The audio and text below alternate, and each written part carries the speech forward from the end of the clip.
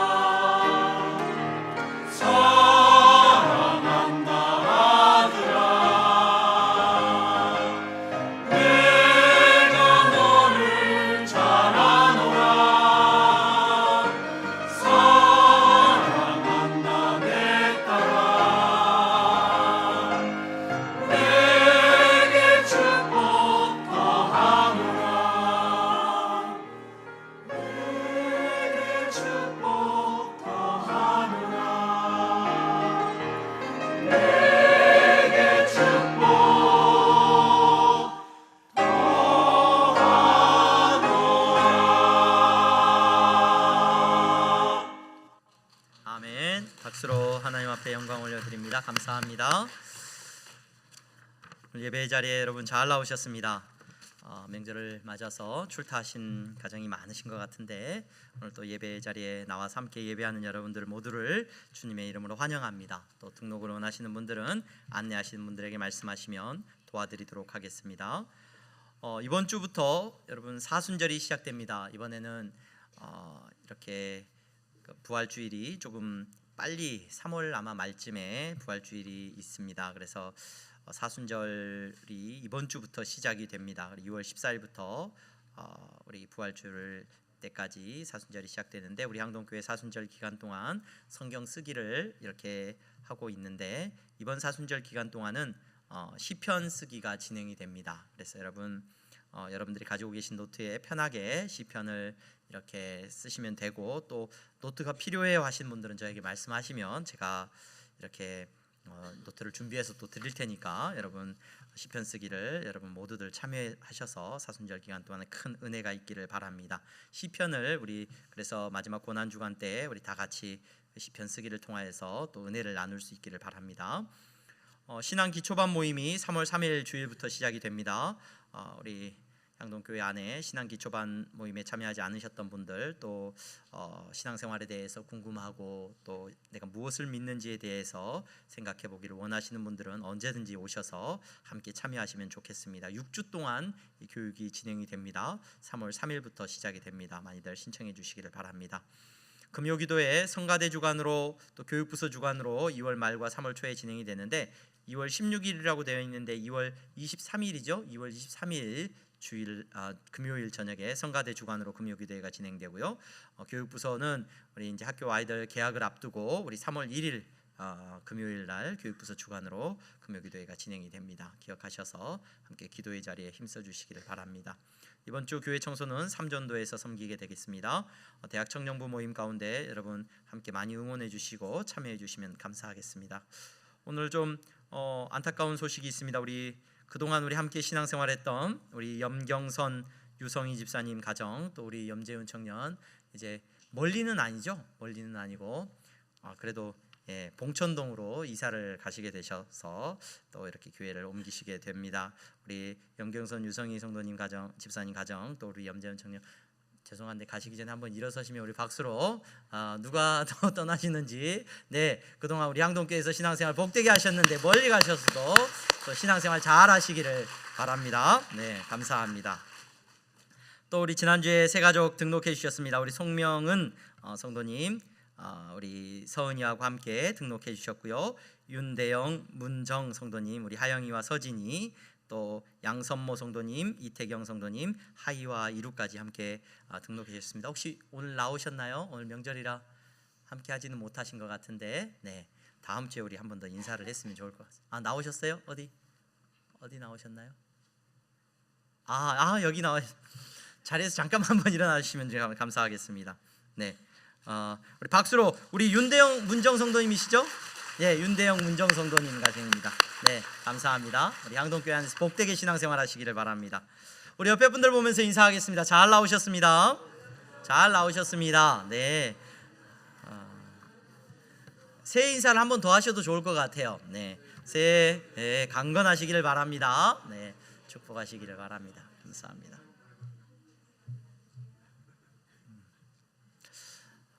명절에 이렇게 제가 일부 예배 설교를 마치고 나니까 명절인데 되게 조금 특별한 설교를 해서 조금 기쁘고 좀 즐거운 메시지로 이 메시지를 전했어야 되나 싶은 후회가 좀 밀려왔습니다. 그럼에도 불구하고 오늘 말씀 여러분 믿는 우리에게는 하나님께 주시는 놀라운 축복의 말씀인 줄로 믿습니다. 이 말씀이 저와 여러분들을 책망하고 나무라는 말씀이 아니라 여러분 저와 여러분들이 은혜 안에 살아가고 있는 성도됨을 누리게 되는 다시 한번 확인하게 되는 놀라운 은혜의 말씀이 될 줄로 믿습니다. 제가 주중에 장례가 있었습니다.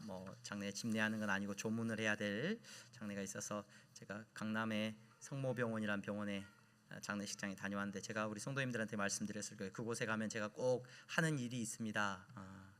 그곳에 가면 그 병원의 지하 1층에 가면 이제 서점이 하나 있어요.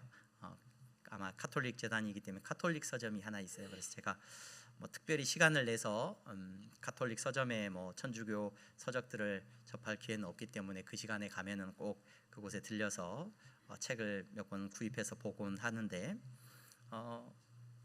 이번 주에도 그 장례 조문을 마치고 돌아오는 길에 들려서 책을 한 권 샀습니다. 다른 책을 제가 관심 있는 책들을 좀 사다가 일반 도서에서 아주 재밌는 책 제목이 있어가지고 이번 주에는 그 책을 읽었어요.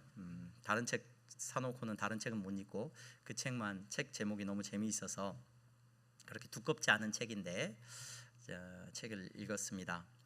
그 책은 프랑스의 한 기자가 쓴 책이었는데 책 제목이 이렇습니다. 우리의 뇌는 왜 충고를 듣지 않을까? 우리의 뇌는 왜 충고를 듣지 않을까라는 책 제목이었어요. 저 보라고 이렇게 책이 확 들어오더라고요. 너는 왜 그렇게 안 듣냐고. 그래서 책 내용은 그렇게 가볍지는 않은데 그래도 두껍지 않고 책 내용은 그런 겁니다. 뇌가 인지 편향을 한다. 인지 편향 좀 어려운 말 같은데 우리의 정보가 어떤 것들을 판단하고 이렇게 할 때 왜곡이 일어난다는 거예요. 주관적인 현상으로 막 잘못된 판단을 막 내린다는 거죠. 그러면서 그 책을 말하고 있는 저자는 그거예요. 왜 인류는 지지리도 말을 안 듣는지 모르겠다. 이놈의 뇌가 아무래도 작동을 똑바로 안 하는 것 같다. 그러면서 이 뇌가 똑바로 작동을 안 하고 똑바로 판단을 안 내리는 이유에 대해서 한 4가지 정도를 결론내서 간단하게 말을 해줍니다. 첫 번째는 그 뇌가 자꾸 이상한 상상을 한다는 거예요. 그러면서 다른 사람에게 있지도 않은 뭔 의도가 있을 거다 이런 상상을 하도록 간주를 해가지고 잘못된 판단을 하게 한다는 거예요. 또 두 번째는 아주 근시안적인 이익만을 보게 한대요. 그래서 대부분 부당하고 그 뇌가 판단하는 게 이기적이고 어리석다는 거예요. 세 번째는 정말 중요한 정보는 다 빼버리고 자기가 원하는 것만 이렇게 보고 듣는다는 거예요. 그래서 그걸 갖고 판단을 자꾸 내린다는 거예요. 정말 들어야 되는 내용, 정말 알아야 되는 중요한 내용은 다 빼버리고 자기가 좋아하는 것만 가지고 판단을 한다는 거죠. 네 번째가 기억의 주요 작동 모드는 게으름이다. 그래서 게을러 가지고 다 잊어버리고 다 실수해 놓고는 실수를 하고도 자꾸 뇌가 머릿속에서 맞다고 우긴대요. 자기가 맞았다고 우긴대요. 그래서 이게 우리의 뇌가 충고를 듣지를 않고 잘못된 판단을 한다라는 그런 재밌는 결론을 내리는 것을 볼 수가 있었습니다. 제가 설교 준비를 하면서 또 목사로서 말씀을 읽으면서 그러네, 나보고 하는 얘기구나. 내가 그래서 그동안 말씀을 읽으면서도 그렇게 이렇게 변하지를 못하고 있는구나 라는 생각도 하게 됐습니다. 설교를 들으면 이거 나들으라고 하는 소리네. 이거 나들으라고, 이거 목사님이 나한테 좋지 않은 소리를 하는 것 같아. 나한테 유익하지 않으면, 나한테 필요한 게 아니면 듣지도 않고, 또 제일 중요한 말씀은, 들어야 될 말씀은 다 빼버리고 뭐만 기억하고 있냐면 아주 재밌는 거, 또 나한테 유익한 것만 기억하고, 또 말씀은 자꾸 내가 틀렸다라고 이야기를 하고 있는데도 끝까지 우기죠. 내가 맞았다고 끝까지 우기는 제 모습을 보게 됩니다. 여러분, 그래서 로마서 8장에서는 명령이 없어요. 제가 지난주에 우리 성도님들에게 설교를 하면서 로마서 8장을 설교하면서 그랬죠. 로마서 8장에는 명령문이 없습니다. 이렇게 하세요, 이렇게 하세요 말하지 않아요. 왜요? 그렇게 하라고 말해도 안 할 것이기 때문에, 또 뿐만 아니라 그렇게 할 수도 없기 때문에, 아니 그렇게 하려고 노력해도 그것이 어떤 능력도 없기 때문에 여러분, 로마서 8장에는 명령문이 없습니다. 명령문이. 오늘 우리가 설교를 전하는 자나 듣는 자나 그래서 명령이 필요한 게 아니라, 오늘도 이 말씀 앞에서 저와 여러분들은 성령의 능력과 은혜가 필요한 줄로 믿습니다. 명령한다고 바뀌지 않거든요. 아무리 이게 맞다고 해도 우리는 틀린 내 생각을 고집하면서 살 거거든요. 그래서 하나님께서는 오늘 말씀을 통하여서 우리에게 은혜 주실 줄로 믿습니다. 은혜를 받아야, 여러분 성령님께서 여러분들의 마음을 여러분 은혜 가운데 붙잡아 주셔야 여러분 내가 깨지고 내가 바뀌고 내가 변하는 놀라운 능력을 경험하게 될 줄로 믿습니다. 그래서 오늘 말씀은 여러분들이 명령으로 들으시면 안 돼요. 지난주에도 말씀을 드렸죠. 로마서 8장의 이 놀라운 말씀은 증상입니다. 증상. 예수 그리스도 안에 거하는 사람의 증상입니다. 예수 그리스도 안에 거하는 사람은 이런 증상이 나타납니다. 오늘 저와 여러분들이 말씀에 비추어서 우리의 증상을 잘 확인하고 깨닫는 은혜를 누릴 수 있기를 주님의 이름으로 축원합니다. 지난주에 우리가 살펴보았던 증상에는 어떤 증상이 있었습니까? 그리스도 예수 안에 거하는 사람에게는 정죄함이 없습니다. 그 정죄함이 없고 그 영에 이끌려서 저들의 삶을 살아가기 때문에, 이 땅에서 삶을 살아가기 때문에 그의 생각은 육신의 생각으로 가득 차 있는 것이 아닙니다. 여기서 육신의 생각이라는 것은 여러분, 하나님이 기뻐하시지 않는 나의 욕심과 나의 마음과 세상이 즐거워하는 그러한 생각들, 모든 것들을 말합니다. 그러한 생각들에 이끌려서 살아가는 것이 아니라, 그러한 생각을 꿈꾸면서 살아가는 삶이 아니라 하나님께서 주시는 성령님의 생각, 성령님께서 이끌고 가시는 하나님을 기쁘시게 하는 생각으로 가득하다는 놀라운 증상이 있다는 것을 우리는 지난주에 살펴보았어요.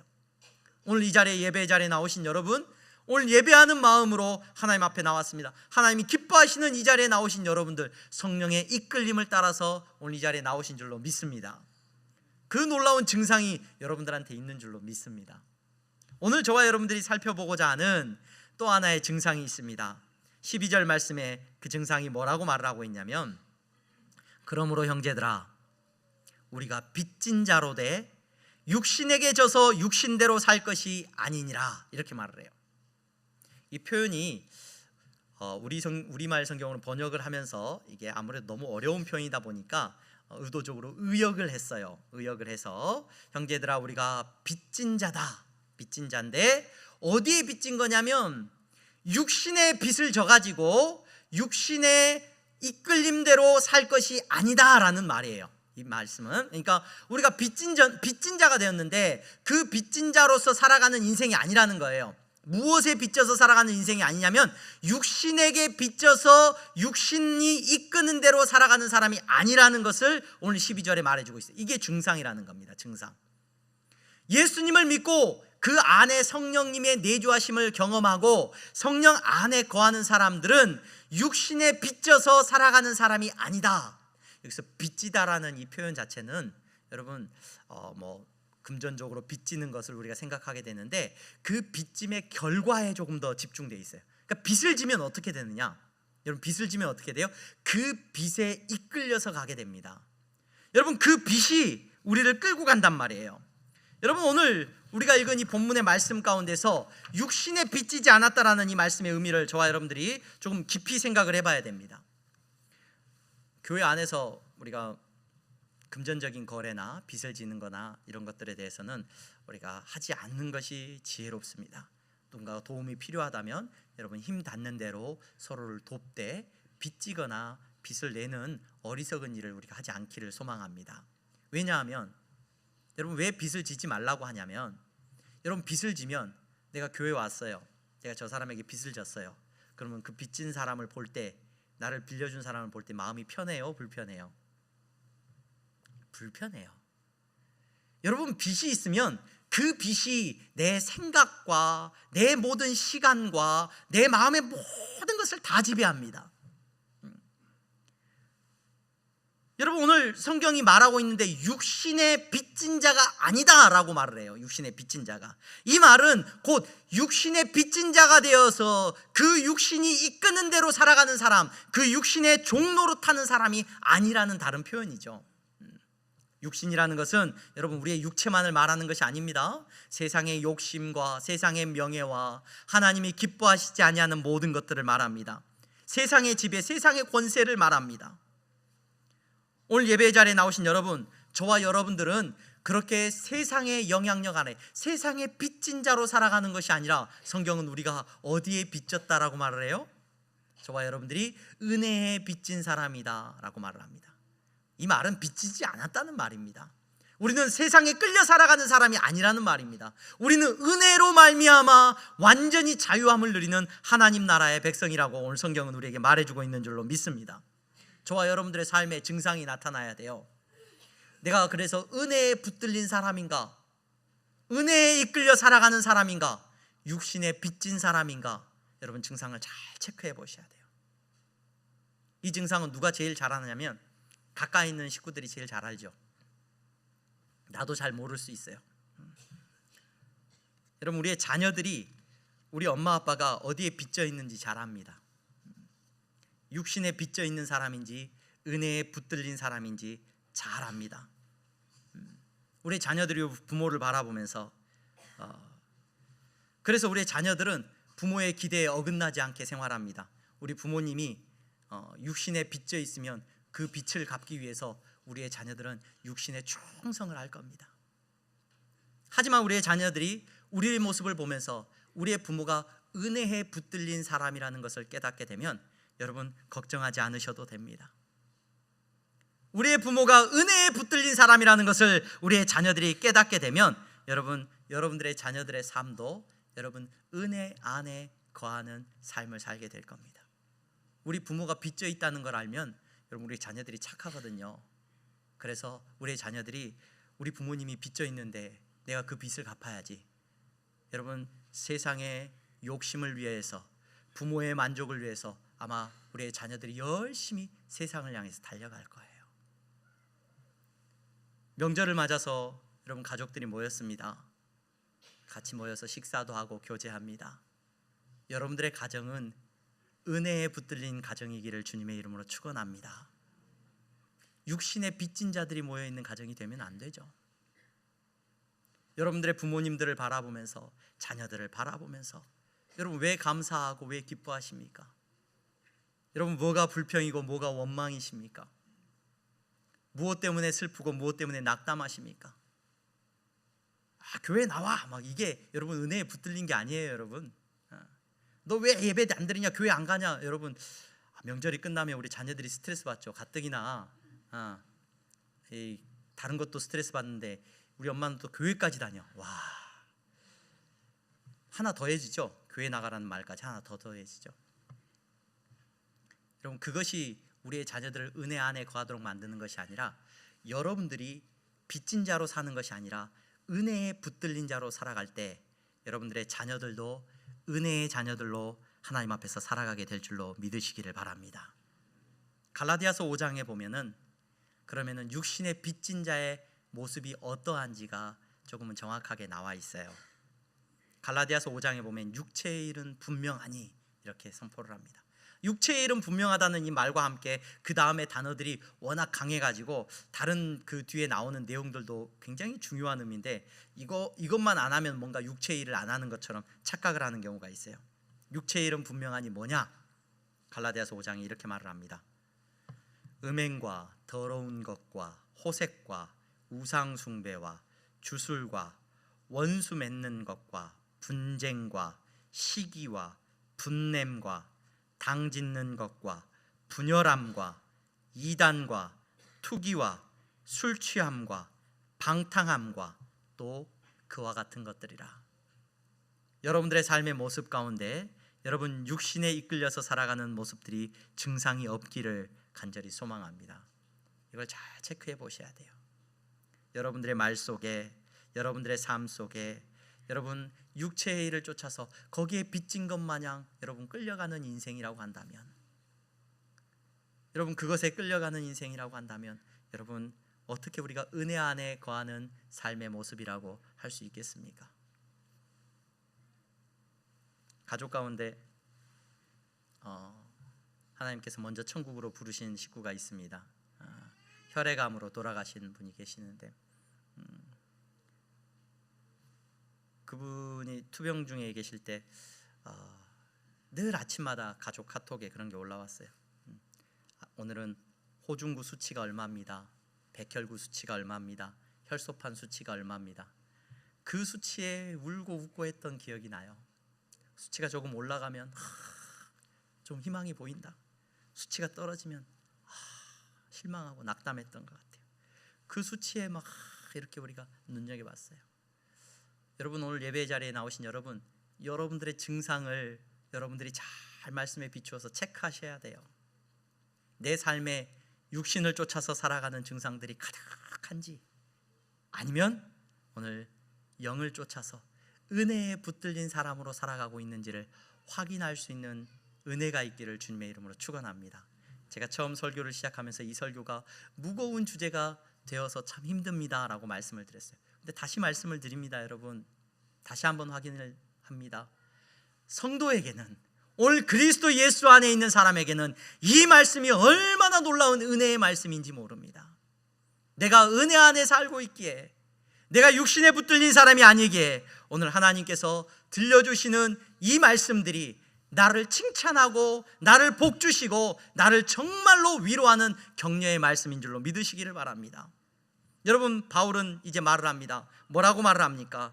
왜 하나님께서 이러한 삶이 아니라 은혜에 붙들린 삶으로 우리를 이끄시냐면은 바로 그러한 사람에게 영원한 생명을 주시기 때문에 그렇다는 거예요. 그러한 사람이 영원한 생명을 누리는 산 사람이기 때문에 그렇다는 거예요. 세상에서 육체적으로 건강하고 많이 먹고 좋은 것을 먹고 아름다운 사람이 산 사람이 아니라 오늘 그의 삶 속에 은혜에 붙들려 살아가는 사람이 진짜 생명을 가진 사람이기 때문에 오늘 하나님께서는 이 말씀을 우리에게 확인시키고 있는 겁니다. 여러분, 계속해서 바울은 우리에게 증상을 말해줍니다. 하나님의 영으로 인도함을 받은 그 사람, 은혜에 붙들린 그 사람은 여러분 하나님의 아들입니다 라고 말을 합니다. 하나님의 아들됨을 이야기해요. 하나님의 아들됨을, 하나님의 자녀라는 겁니다. 하나님의 자녀됨의 이 놀라운 영광이 우리에게 얼마나 큰 은혜인지 모르죠. 근데 오늘 우리가 읽은 이 본문 8장에 우리가 읽었던 하나님의 영으로 인도함을 받는 사람은 곧 하나님의 아들이라 라는 이 말씀엔요, 우리가 먼저 생각해 볼 아주 중요한 메시지가 하나 들어있는데, 그건 뭐냐면 우리말로 번역되면서 그 두드러지는 의미가 조금 가려진 것 같아요. 무슨 말이냐면 무릇이라고 하는 이런 표현으로 이제 이게 이어졌는데, 하나님의 영으로 인도함을 받는 사람은 이라고 할 때 이 사람은 이라는 표현 자체가요, 누구든지라는 말이에요. 누구든지. 헛소이라고 한 표현인데 누구든지 이 말씀이 얼마나 큰 은혜의 말씀인지 모릅니다. 여러분, 교회 안에 오는 사람들에게 교회는 차별이 없어야지 이런 말 많이 들을 거예요. 그렇죠? 근데 이 말을 오해하면 안 됩니다. 세상의 사람들은 자기들이 원할 때만 차별을 막 이용해요. 그러니까 차별금지법, 이것도 문제가 많다라고 교회가 이야기하는 게, 자기들이 원하는 대로 자기들의 욕심을 따라서 막 교회는 차별이 없어야지 이런 말을 갖다 붙여요. 근데 교회가 말하는 차별이 없다는 말의 참된 의미를 여러분 정확하게 아셔야 됩니다. 교회가 말하는 차별이 없다는 말은 무슨 말이냐? 오늘 우리가 읽은 본문에 나와 있는 거예요. 본문에 있는 말씀. 맞습니다. 교회는 차별이 없습니다. 남자든 여자든 차별 없습니다. 여러분, 많이 가진 사람이든 못 가진 사람이든 차별이 없습니다. 교회에 뭐 오래 다녔든 아니 뭐 교회 처음 나왔든 향동교회에서 신앙생활을 오래 했든 조금 했든 차별이 없습니다. 그것이 맞습니다. 그러나 단 한 가지의 기준이 있을 뿐입니다. 그 기준이 뭐냐? 하나님의 영으로 인도함을 받은 사람. 하나님의 죄 짓는데 왜 차별을 두냐? 우리는 너하고 똑같은데 왜 차별을 두냐? 교회에게 이상한 차별을 두지 말라고 강요해. 교회는 여러분 차별이 있지요. 그런 의미에서는 어떤 기준으로? 하나님의 영으로 인도하심을 받은 사람과 하나님의 영으로 인도하심을 받지 못한 사람, 이 두 가지의 차이는 분명히 존재합니다. 하나님의 영으로 인도하심을 받은 사람이라고 한다면 어린아이든지 많이 배운 어른이든지 차별이 없습니다. 누구든지 이 조건 하나입니다. 이 조건 하나입니다. 이 세상에서 권력을 가졌든지 그렇지 못하든지, 여러분 교회에 나오면 하나님의 영 안에 거하느냐, 성령의 임재하심을 경험했느냐, 예수님 믿고 내가 예수님을 구주로 고백했느냐, 이 기준 하나라는 거예요. 이 기준 하나가 저와 여러분들을 하나님 앞에서 평등하게 만든다는 거예요. 여러분, 이걸 저버리는 어떤 평등은 교회가 관심도 없고, 그것에는 여러분, 교회는 여러분 어쩌면 우리의 주된 이야기거리가 아닙니다. 오늘 하나님의 영으로 인도하심을 받는 사람은 누구든지, 오늘 놀라운 말씀이죠, 누가 된대요? 하나님의 자녀가 된대요. 여러분, 이 말이 얼마나 좋은지요. 찬양할 때마다 이 찬양곡을 쓰는 분들이, 가사를 쓰시는 분들이 이게 너무 좋아서 아마 찬양마다 이게 들어가는 것 같아요. 하나님의 자녀다. 하나님. 아까 우리 성가대가 불렀던 찬양의 고백에도 뭐가 들어갔죠? 사랑합니다 고백하고 하나님께서 우리를 자녀 삼아 주심에 대해서 노래했어요. 예배 전 우리가 찬양 불렀던 두 곡 찬양에도 전부 다 하나님께서 우리를 자녀 삼으신, 주 나를 보호하시고 날 붙드시니 나는 보배롭고 존귀한 주님의 자녀라. 또 뭐 유명한 찬양들 뭐 너무 많습니다. 너는 내 아들이라. 우리가 하나님의 자녀 됐다는 것이 얼마나 큰 기쁨인지 몰라요. 바울은 이 놀라운 기쁨을 우리에게 말해주고 있어요. 이 하나님의 자녀됨의 놀라운 은혜를 우리에게 말해주고 있습니다. 그러면서 뭐라고 말하냐면 우리가 아빠 아버지라고 말한다는 거예요. 하나님을 아빠 아버지라고 말한다. 근데 저는 이 말씀을 읽으면서 바울이 이렇게 말하고 있는 의도, 그건 여러분 자녀가 누리는 놀라운 기쁨과 자녀이기 때문에 하나님이 나의 위로가 되어주시고 나에게 놀라운 복을 주시고 그런 어떤 의도, 물론 그런 의도가 있습니다. 하지만 바울이 그렇게 좋은 이야기를 하는 것은 바로 아주 중요한 증상을 또 하나 말하기 위해서 이야기를 해요. 그 증상이 어떤 증상이냐? 오늘 바울이 또 하나 말하고 있는 것은, 오늘 우리가 살펴보는 증상은 어떤 증상이었냐면 육신에 빚져서 살아가는 모습이 우리 안에 없다는 거예요. 그리고 또 하나의 증상은 뭐냐면은 17절 말씀에 보면 자녀이면, 우리가 자녀라는 거예요. 하나님의 여러분 자녀입니다 라고 다 말해놓고 자녀이면 또한 상속자 곧 하나님의 상속자요 그리스도와 함께한 상속자니 우리가 그와 함께 영광을 받기 위하여 무엇도 함께 받아야 된대요? 고난도 함께 받아야 할 것이니라. 이 증상을 말하려고 바울이 우리의 자녀됨을 이야기하는 거예요. 야, 내가 하나님의 자녀니까 하나님이 나를 축복해 주셔서 정말로 놀라운 은혜 가운데 살아가게 하는구나. 내가 가는 곳마다 잘 되는 은혜가 있겠구나. 왜? 내 백이 누구니까? 우리 아빠가 누구니까? 우리 아빠가 하나님이니까 이 놀라운 은혜를 우리가 누리고 있겠구나. 이게 아니라 바울이 앞서 언급하면서 밑그림을 어떻게 까냐면요, 이렇게 말을 합니다. 무서워하는 종의 영을 받지 않다는 거예요. 너희들은 무서워하는 종의 영을 받지 않았다. 무서워한다는 거예요. 하나님을 믿지 못하면은 무서워하게 될 건데 하나님을 믿는 자녀이기 때문에 무서워하지 않는다는 거예요. 그러면서 뭐라고 말을 하냐면 아빠 아버지라 부르짖는데요. 부르짖는데요. 그냥 아빠 아버지라고 말하면 되는데 왜 바울은 부르짖는다라는 표현을 썼을까요? 여러분, 아이들이 여기서 이제 아빠 아버지라는 표현은 히브리어를 섞어놨어요. 그래서 히브리어로 아바라는 말이 어린 아이들이 아빠를 부를 때 쓰는 표현이죠. 아빠라고 할 때 아바라고 하고, 그냥 어른들이 이렇게 쓸 때는 아브라는 표현을 써요. 아브라는 표현을 쓰는데 아바라고 썼단 말이에요. 근데 그냥 부르는 게 아니라 어떻게 한다고요? 부르짖는데요. 자녀들이 여러분 언제 부르짖죠? 자녀들이 언제 부르짖습니까? 자녀들이 아이들을 키우면 우리 뒤에 이제 아이들이 한 소리씩 하는데 언제 막 소리치고 막 부르짖습니까? 배고플 때 막 장난 아니게 부르짖죠. 그 부르짖음을 말해요. 근데 왜 굳이 이런 표현을 썼을까? 부르짖는다는 표현을 썼을까? 아빠를 그냥 부르면 된다라고 하는 건데 부르짖는다는 거예요. 다 밑그림을 깔고 있는 거예요. 무슨 밑그림이냐면 자녀이면 그 은혜의 영광에 동참하기 위해서 이 땅에서 나타나는 증상이 있는데 그가 무엇도 함께 받아요? 고난도 함께 받는다는 거예요. 고난이 있으니까 고난이 임할 때 누구를 부르짖어요, 여러분? 나의 도움이 되시는 하나님 아빠를 부르짖을 수밖에 없다는 거예요. 이게 증상이라는 겁니다. 이게 그리스도의 영 안에 머무는 성도의 증상이라는 거예요. 여러분, 어떤 고난이 있었을까요? 로마서 8장에 이제 나중에 후반부에 보면 35절에 보면은 그 로마의 성도들이 받았던 고난이 나오겠죠. 환난이나 공고나 박해나 기근이나 적신이나 위험이나 칼이라 그들이 받았던 어마어마한 고난들이 있습니다. 제가 신대원 입학할 때 2005년도에 신학대학원 입학했는데 그때 기독교 서점의 베스트셀러가 뭐였냐면 하나님의 사람이라는 책이었어요. 하나님의 사람이라는 중국의 지하교회, 가정교회의 그 간증들이 모여 있는 그 윈 형제였죠. 윈 형제가 쓴 그 간증집이 인기가 많았어요. 그래서 그때 신대원 갈 때 그 책을 읽고 선교사의 사명을 갖고 신대원에 같이 들어온 목사님들도 계셨던 기억이 나요. 그런 고난, 맞아요. 그런 고난. 막 공산당의 어떤 압박과 핍박 속에서 신앙을 지키기 위해서 수도 없이 감옥에 끌려가고 막 70일을 금식해야 하고 하는 그런 고난들, 지금도 북한의 지하교회 성도들이 그런 고난을 받고 있죠. 오늘 이 말씀을 들으면서 그런 고난이 우리 가운데 있는 것이 정상이다, 그것이 우리가 하나님의 영을 받은 하나님의 영 안에 거하는 성도의 당연한 모습이다 라고 말을 하면은 여러분 아무도 마음이 편한 분이 없을 거예요. 오늘 우리 대한민국 사회는 그런 사회가 아니란 말이에요.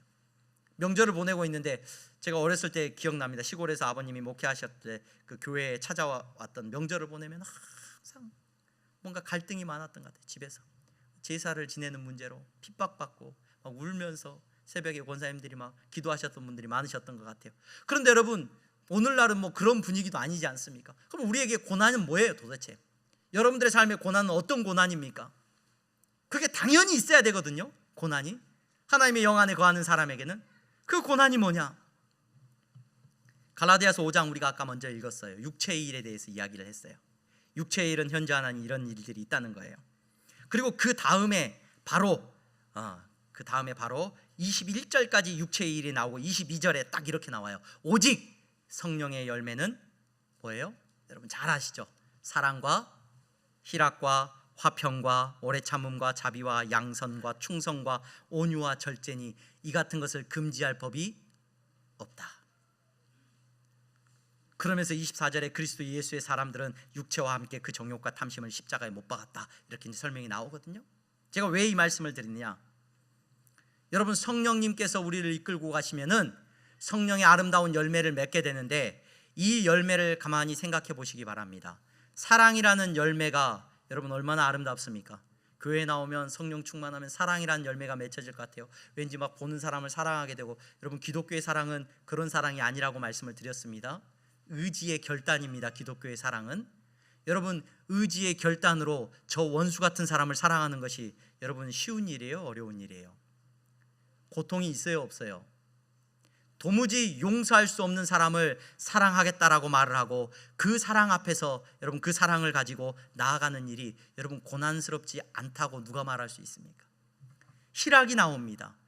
이 희락이라는 이 표현은요 신약 성경에 보면 항상 뭐하고 나면요 감옥에 갇혔을 때 나오고요, 두들겨 맞을 때 표현되고요, 온갖 고난 속에서 바로 희락이라는 단어가, 기쁨이라는 단어가 항상 붙어 있어요. 사도들에게 성도가 믿음 안에서 기뻐하는 일이 언제 기뻐하느냐? 여러분 세상을 이별해야 되는, 가족을 잃어버리는 슬픔 속에서도 어쩌면 믿음으로 살아가야 되는 모든 삶 가운데 이 기독교의 희락을 여러분 쾌락하고 착각하는 분들이 계셔요. 언제 이 희락이 나타나냐면 바울이 감옥에 갇혔을 때 이 기뻐하는 장면이 나와요. 여러분 화평이 언제 찾아옵니까? 화평을 여러분들의 삶 가운데 이루시기를 바랍니다. 다툼과 분쟁과 싸움이 있는 곳에 여러분 얻어맞으면서도 여러분 평화를 이루는 성령의 열매가 있기를 소망합니다. 여러분 오래 참음입니다. 자비입니다. 양선입니다. 충성입니다. 온유입니다. 절제입니다. 이러한 성령의 열매들이 고난 없이 어떻게 맺혀집니까? 교회 안에서 선한 일을 하시는 분들이 계시죠. 종종 목사의 눈, 그냥 내 욕심을 따라서 행동하는 거 말고요, 목사의 눈으로 바라볼 때 참 자기를 내려놓고 마땅히 자기가 소리를 질러야 됨에도 불구하고 침묵하고 하나님 앞에서 참으면서 정말로 선한 일을 베푸시는 많은 분들이 계십니다. 그분들의 증상이죠. 그분들이 갖고 있는 특징. 근데 그분들이 갖고 있는 놀라운 특징은 앞서 아까 바울이 말했던 증상이 나타나요. 아빠 아버지라고 부르짖고 있어요. 기도의 자리에서 아빠 아버지를 부르짖고 오늘 고난 가운데서 그들은 충성합니다. 고난 가운데서 자비를 베풉니다. 나를 희생하지 않고 어떻게 자비를 베풀 수 있어요? 여러분 오늘 바울은 우리에게 하나님의 은혜 안에서 그리스도 예수 안에 머무는 성도의 삶이 어떠한 삶인지 계속해서 말해줍니다. 이건 명령이 아닙니다. 이렇게 따라할 수도 없고 이렇게 따라한다고 구원을 받는 건 아니에요. 흉내낸다고 천국 가는 건 아닙니다. 진짜 그리스도 안에 거할 때 이러한 모습이 분명히 드러날 줄로 믿습니다. 여러분 오늘 저와 여러분들의 삶의 모습 가운데 이러한 놀라운 모습이 있기를 주님의 이름으로 축원합니다. 성령의 아름다운 열매들이 여러분 삶 가운데 맺혀지기를 주님의 이름으로 간절히 바랍니다. 여러분들을 볼 때마다, 그래서 이 로마서의 8장의 말씀이요, 믿지 않는 사람에게는 그래서 저주의 말씀이에요. 사실 좋은 말씀이 하나도 없어요. 이 말씀을 외우고, 제가 설교 시간에 그랬죠. 이 말씀 다 외웠으면 좋겠습니다 라고 말했죠. 근데 이 말씀은요, 그리스도 예수 안에 거하는 사람에게는 놀라운 위로의 말씀이에요. 예수님이 다 안다는 거예요. 하나님이 너가 당하는 고난과 슬픔과 너의 헌신과 수고를 예수님이 다 안다는 거예요. 네가 자녀이기 때문에, 내 아들이기 때문에 이 세상에서 이런 고난도 받고 있다는 놀라운 말씀을 해주시는 거예요. 오늘 예배 자리에 나오신 여러분, 이 말씀이 저와 여러분들에게 소망의 말씀이 되기를 소망합니다. 이 말씀을 붙들고 여러분들의 가정에서 여러분들이 은혜의 사람이라는 걸 보여주시기를 주님의 이름으로 축원합니다. 여러분들의 자녀들이, 야, 우리 엄마 아빠를 보니까 뭐에 빚진 사람이에요? 돈에 빚진 사람이구나. 내가 열심히 돈 벌어다 줘야 되겠구나. 우리 엄마 아빠는 정말로 공부에 빚진 사람들이구나. 내가 공부 열심히 하면 되지. 우리 엄마 아빠는 뭐에 빚진 사람이에요? 세상의 명예에, 세상의 것에 빚진 사람이구나 라고 생각하는 안타까운 모습이 없기를 소망합니다. 가정 안에서 가정 식구들이 모였을 때 여러분 부모님들은 절대 우리의 자녀들을 믿음으로 축복해 주시기를 바랍니다. 믿음으로 감사하시기를 바랍니다. 용돈을 조금 적게 갖고 왔어도 여러분 믿음으로 축복해 주시기를 바랍니다. 여러분 아직 취업이 안 됐어도 여러분 믿음으로 축복해 주시기를 바랍니다. 여러분들의 감사는 이 땅에 있지 않지 않습니까? 여러분 우리 자녀가 아직 결혼 못했어도 여러분 믿음으로 축복하시고 감사하는 가정이 되시기를 바랍니다. 우리의 부모가 나에게 물려준 것 없어도 여러분 사랑으로 섬기시는 가정이 되기를 바랍니다. 우리 제사 안 지내요. 그렇죠? 제사 안 지내는 이유가 뭔지 아시죠 여러분? 있을 때 잘하세요 여러분. 그렇죠? 있을 때도 똑바로 안 하고 제사도 안 지내면 그 욕 누가 다 먹어요? 부모님 살아계실 때 여러분 그 사람들이 평생 앞으로 사는 날 동안 제사 지낼 거 그만큼 더 부모님을 사랑으로 섬기시는 가정이 되시기를 소망합니다. 예수 믿는 사람이 그러한 모습과 당연히 드러나야죠. 당연히. 여러분들의 삶 가운데 방탕함이 나타나지 않기를 원합니다. 내가 예수 믿는 사람이라는 것이 증거로 드러나는 놀라운 명절이 되시기를 바랍니다. 그래서 바라기는 여러분들의 가정이 천국과 같은 가정이기를 소망합니다.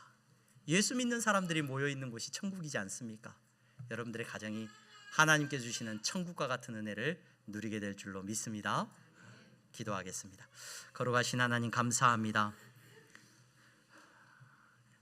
성령님께서 우리 가운데 찾아와 주셔서 은혜를 베풀어 주시고 하나님 그 은혜로 말미암아 우리가 하나님의 자녀가 되고 이 땅 가운데 살아가는 날 동안에 우리의 삶에 놀라운 모습을 가지고 주님 성령의 열매를 맺게 하시니 감사합니다.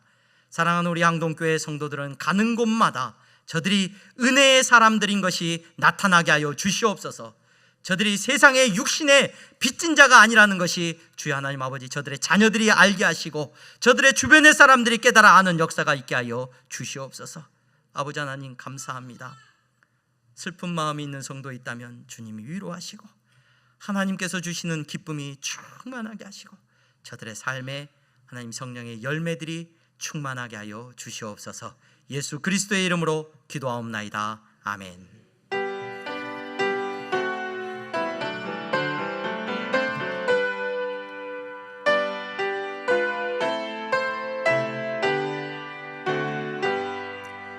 나의 생명 드리니 주여 받아 주셔서 세상 살아갈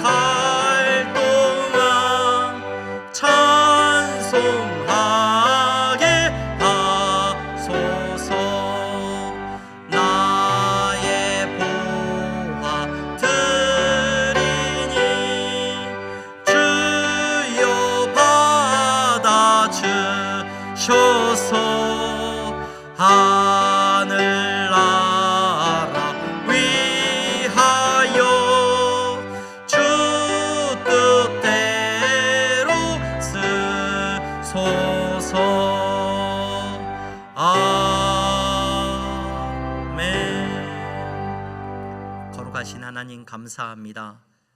오늘도 하나님 앞에 예배하는 마음을 주시고 예배케 하시고 우리의 예배를 통하여서 주님 영광 받아주시니 감사합니다. 말씀을 살피고 하나님 그 말씀을 비추어서 우리의 모습을 깨닫게 하시니 감사합니다. 이 시간에 물질을 구별하여 드립니다. 이 시간에 우리의 모습을 보게 하시고 정직한 11조와 감사의 예물을 드리면서 우리 안에 넘치는 감사와 찬양이 있게 하여 주시기를 소망합니다. 물질 때문에 아버지 하나님 시험 드는 일 없게 하시고 돈에 빚져서 살아가는 우리의 인생이 되지 않도록 우리를 붙잡아 주시옵소서.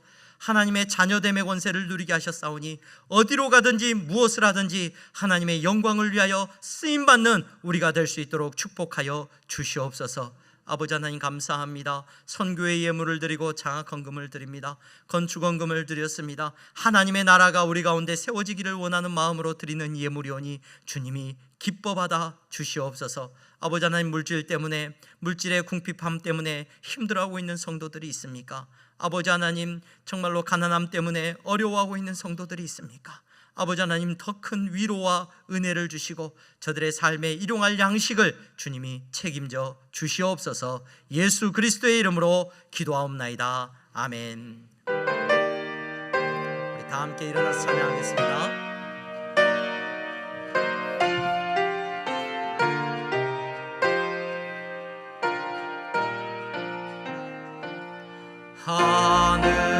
하늘에 계신 아버지 이름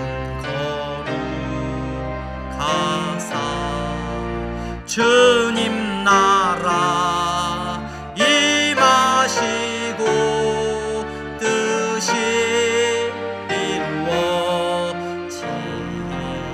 이루어지이다. 일용할 양식 주시고 우리들의 큰 죄 다 용서하옵시고 또 시험에 들게 마시고 악에서 구원하소서.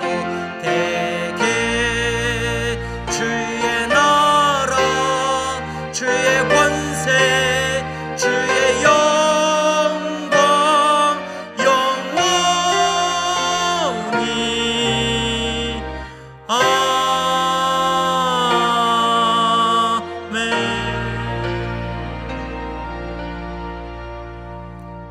주 예수 그리스도의 은혜와 하나님 아버지의 사랑하심과 성령의 교통 충만하심이 오늘도 그리스도 안에 거하며 저들의 삶 속에서 놀라운 믿음의 증거를 드러내며 살아가는 사랑하는 향동교회 성도들의 머리머리 위에 함께 예배하는 모든 성도들의 머리머리 위에 이제부터 영원토록 함께 있을지어다. 아멘.